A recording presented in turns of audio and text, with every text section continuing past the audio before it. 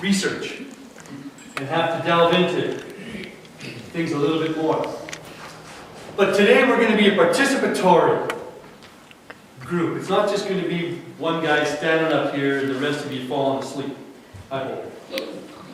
Maybe you'll sleep as you're looking around. But when you came to church today, what'd you see? What'd you see? Participation. Kim, what'd you see?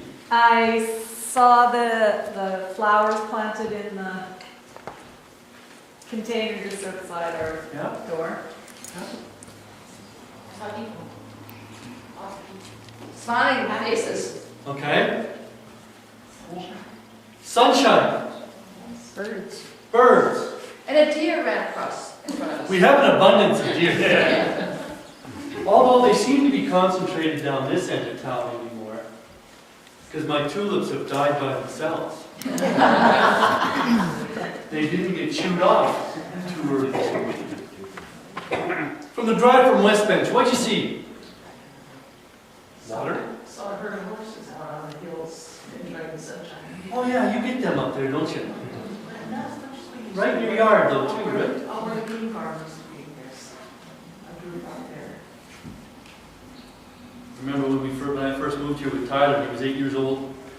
I took him to the game farm and he said, "Dad, where are all the games?" But hopefully when you looked around, you saw that we have an abundance of stuff. We have an abundance. We are blessed. We have an abundance of water. Even though we're on water restrictions, we have an abundance of water. There's lots of vehicles on the road. There seems to be an abundance of that. And soon, there will be an abundance of water toys on the lake. As people come and visit us, there will be an abundance of that. We have tons and tons and tons of clothing. And next Saturday will be an example of we have tons and tons and tons of stuff being recycled and repurposed and refurbished at the Fireman's Yard Sale. The Fireman's Yard Sale was always the place for kids to get Mother's Day gifts. That's why they hold it the Saturday before Mother's Day. Is it so there can be an abundance of lawnmowers and toilets. Right, Tamara? Yeah. There's an abundance of stuff. And we also have an abundance of places that we can eat in our society. And that's very prevalent. Some days when you walk down the side of the road, you see all the garbage on the side of the road. That there seems to be an abundance of open windows. And that seems to be the best way of getting rid of that out of the car. Plus, and we can give all the praise to the Lord that there is an abundance of beverage containers. And if you've never sorted bottles, there's a tremendous number of different varieties of beverage containers that people seem to leave behind. I mean, I think Pastor told us last time the truck came, there was $1,200 worth of abundance beverage containers that were shared. But one of the most obvious abundances is our food. And just look at the grocery store. There's food from around the world. It's right at our fingertips. The CBC reported that in Canada each year we waste 31 billion. So that's a 3 and a 1 with how many zeros? 9 zeros? Dollars worth of food. And then you add into that the cost of the water to grow the food, the cost of the transportation to get it here, the energy taken in the store to have the lights on, the refrigeration units to keep it cool so that it can last 10 days in the grocery store before you take it home. And it's best before its expiry date when you take it home. So the report of the CBC indicated that if we take all those extra costs into consideration, that's 100 billion. So a 1 with a whole bunch of more zeros. $100 billion that we waste every year. Every year. Globally, 1/3 of all the food that's grown is wasted. And most of it is before it even gets to the consumer. So in the field, farmers can't get it to market. Hailstorms. 1.3 billion tons of food is wasted annually. So, just to convert back to my thinking, that's 1.3 billion, tones, not tons, tones. A metric ton is bigger than an imperial ton, right? A metric ton being 2.2 tons, or 2.2 pounds compared to 2 pounds. So if we take 1.3 billion tones, that's 2,860,000 pounds annually is wasted. So I went to my fridge this morning and I weighed an ambrosia apple. That would equal to 5,720,000,000 ambrosia apples. About the same number of bananas. And somewhere close to 10 billion tomatoes. That's our key math.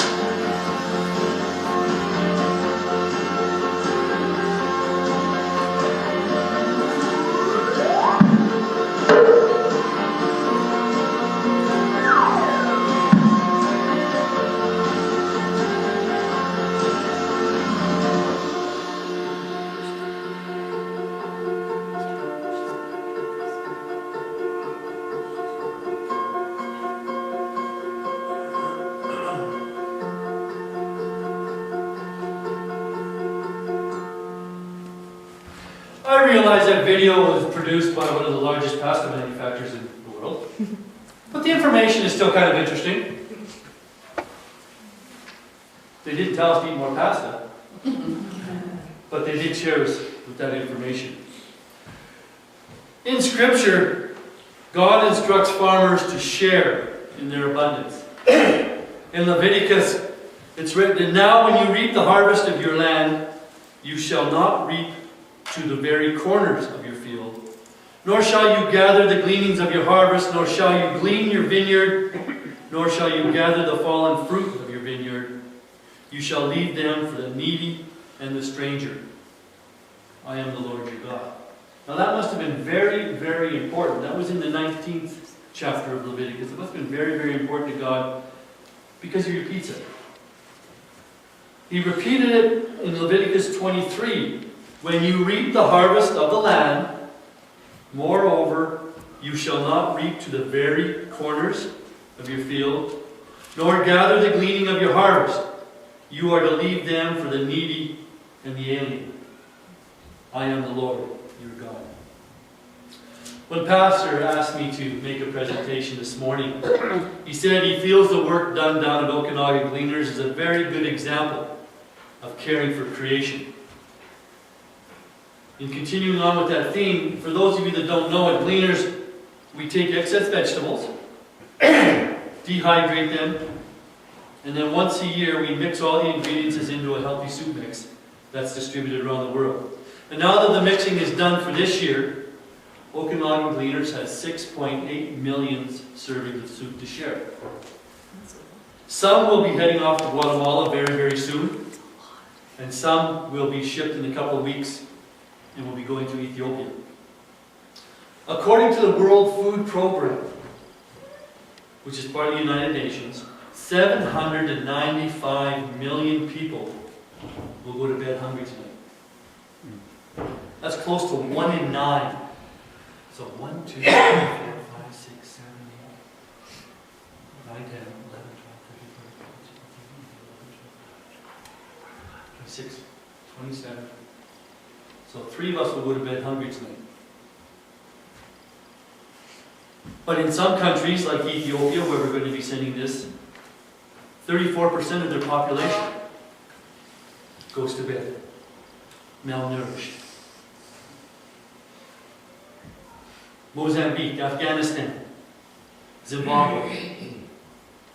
But a little organization working out of a century-old red barn in Oliver has been blessed with the opportunity to create just about, I realize that we're talking about 900 or 795 million. Just about 1% would be 7.8 million, 7.9 million. Okanagan Gleaners did 6.8, so just about, what's a million? Just about 1%.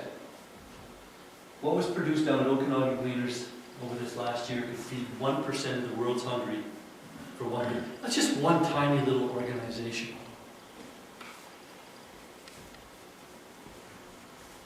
Those numbers can be overwhelming. But when you take it and break it down to something more attainable, you can see hope. One little organization can come close to feeding 1%. This is where you get into the big picture. By setting aside a bit of time, maybe you can help out there. Maybe you can help out providing 1.1% to feeding the hungry. Maybe 4 hours a year, if that's all you've got to spend. 4 hours a year, that's one day's working down at Gleaners. And in the summer months, that one day will result in 20,000 servings of soup being made. Doesn't sound like a whole big thing. It's two-thirds of the city of Penticton in one day would receive a meal. That's not bad for some little volunteer organization out of a century-old barn in Oliver. But that's done 6 days a week. So all of a sudden there's 120,000 servings of soup that are created each and every day. When we take the excess vegetables, one farmer last year donated, in the month of August, 100,000 pounds of produce. That's one farmer. So if he's able to donate 100,000 pounds, what's he growing?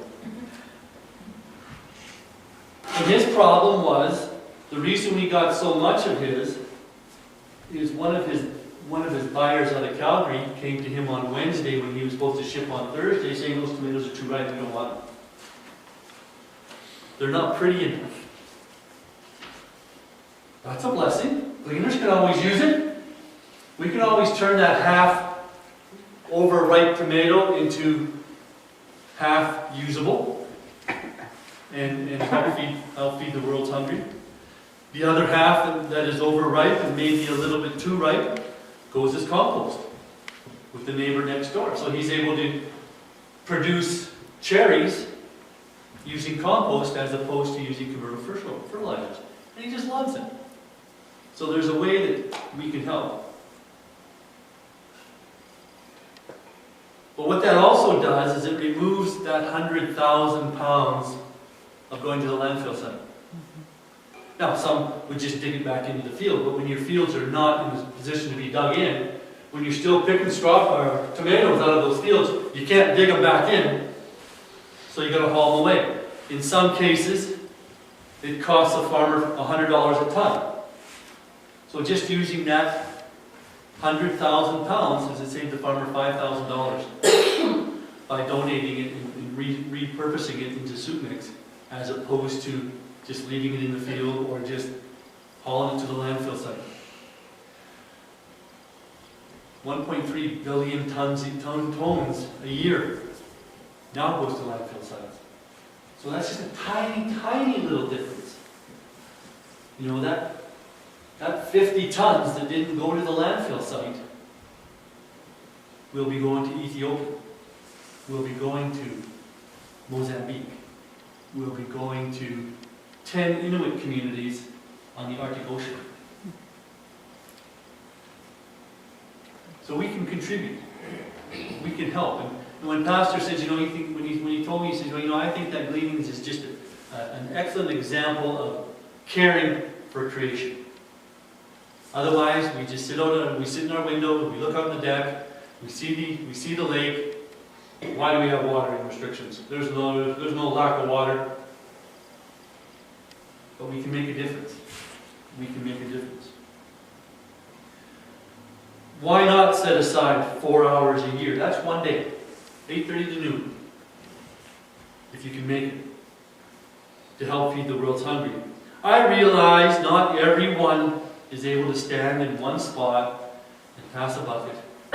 Pass a bucket, right, Marlis? Pass a bucket. Scoop, shake, dump, pass. Some of it gets pretty monotonous after a while. Or cutting tomatoes. I realize you can't do that. But there are other ways to help out. Right now, we as an organization are in the middle of we're kicking off a fundraising drive to replace one of our 60-year-old dryers. 40 years ago, 60 seemed old, but now that I'm there, 60 is not that old, but this dryer is leaking an awful lot of hot air.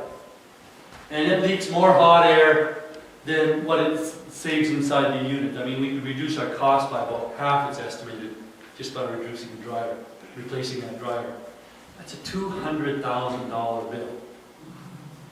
Seems like a heck of a lot of money. That's just 4,000 people donating $50. We just got to find 4,000 people that will donate $50. It's that simple. And it can be done. And the nice thing is that it's written in Proverbs that whoever is generous to the poor lends to the Lord, and He will repay him for his deeds. Jesus says in Luke 3, whoever has 2 tunics is to share with him who has none, and whoever has good is to do likewise.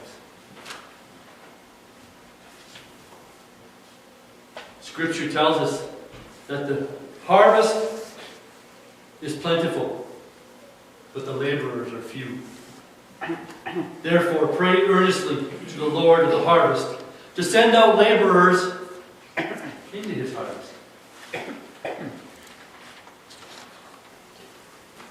So we can take care of creation just by drying apples, drying tomatoes, cutting up Brussels sprouts and broccoli spears that start this big. They've been freeze-dried, they've been frozen, so now we're just drying them, so it's freeze-drying. And according to the TV commercials, that's the best coffee you can get, is freeze-dried coffee. Well, freeze-dried broccoli kind of smelled good when we were making the soup. And if it wasn't for organizations like Lucerne Foods and the local farmers, the waste would just be tremendous. I have to tip my hat to 5 families from Oliver who went down to Dinuba, California in 1994. They went to the YWAM discipleship training school down there and saw how they sun dry peaches and apricots. 10 acres of peaches and apricots on plywood pallets out in the sun, in the Southern California sun, drying. They saw that. They saw the people go out every 7 days and rotate those peaches. Because you got to flip them over. You got to flip them over. And came back and said, you know, there's such an abundance in this valley.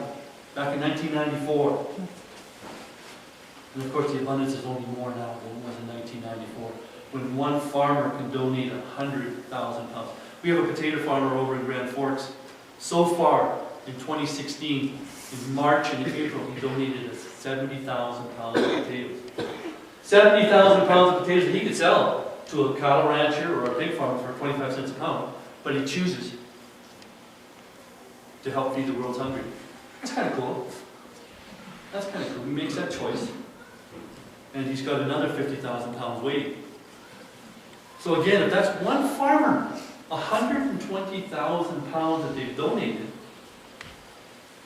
I wouldn't want to work on that potato farm, having to lift those bags of potatoes. That's... But we can make a difference. Each person can make a difference. 4 hours. That's all it takes. An hour to get there, 3 hours working, and then you're going to stop for lunch at the Mexican restaurant on the way back. Sharing the abundance there. But the fields are ripe for harvest. Just rise up the workers. Father in heaven, you call us together this morning to take care and to be good stewards of what you've given us in this corner of the earth. And as we look out our window every day, we just see the hillsides, the vineyards, the orchards, the agricultural experience that's here. And sometimes we may not think of the wastage that's within this country, estimated at $100 billion a year. Lord, just speak to us in a special way that maybe we can save in our own household budget some of that $100 million. That we can be good stewards of what you've given us and just purchase enough to get us through, as opposed to having food spoil in our refrigerators and spoil in our cupboards that we then just throw away. Just continue to rise up workers, Lord, around the world to help feed the hungry. We know that 700 million people will go to bed hungry tonight, Lord. Just how can we help? How can you use somebody from Kaleden Community Church to make a difference today, tomorrow, next year? Let us be open to your guidance and your direction. Let us continue to worship you by putting our hands to work for you, that we can take the abundance of excess and we can share it with others.